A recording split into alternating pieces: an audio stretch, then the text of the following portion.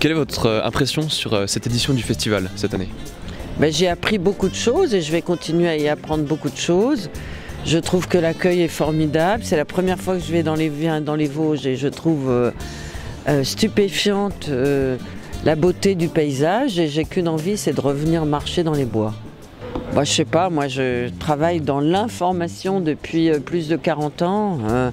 Je pense que j'ai commencé ce métier au moment où l'information était une toute petite partie de notre vie. Aujourd'hui, elle baigne nos vies quotidiennes.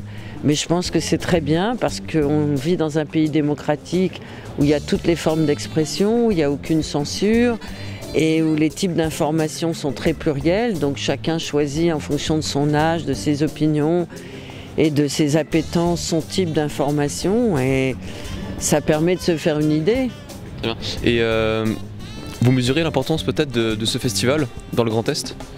Je pense que c'est un festival très important qui est connu dans toute la France et qui permet d'une part de parler du Grand Est et d'autre part de comprendre l'importance de ce que ça signifie la géographie. Très bien. Du coup, on vous retrouvera peut-être l'année prochaine pour une 30e édition? Je viendrai pour écouter les autres et je m'aménagerai des temps où je disparaîtrai des forums pour aller marcher dans vos très belles forêts et chercher des champignons. C'est pas moi qui vais parler, c'est les deux invités qui sont là. L'un s'appelle Jean-Christophe Bailly, il est philosophe, il est spécialiste du paysage et il fait comprendre la géographie de manière humaine. C'est un grand marcheur, c'est un grand voyageur, il connaît très bien cette région où vous vivez et il a écrit un livre très important qui s'appelle Le Dépaysement.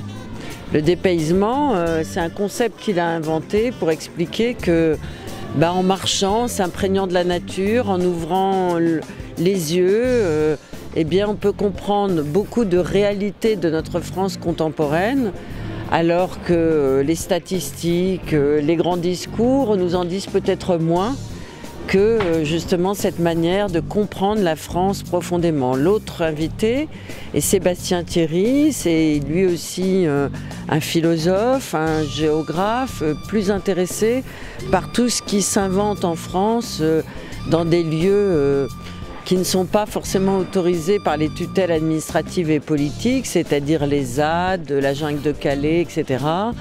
Et qui a construit une organisation qu'il a conçue lui-même qui s'appelle le Pérou, et qui est une association qui vient en aide aux migrants. Donc on va parler de tout ça, de la solidarité et de la France et de votre région.